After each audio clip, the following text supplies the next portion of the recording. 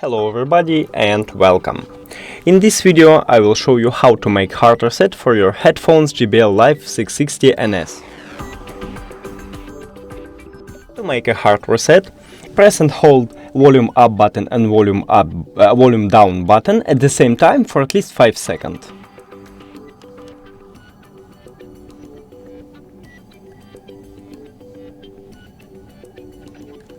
We did it, and now the headphones ask you for pairing, so just pairing it.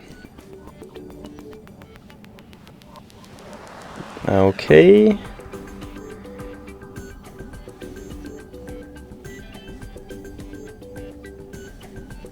And that's it.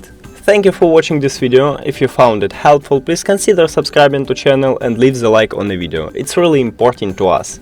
See you later.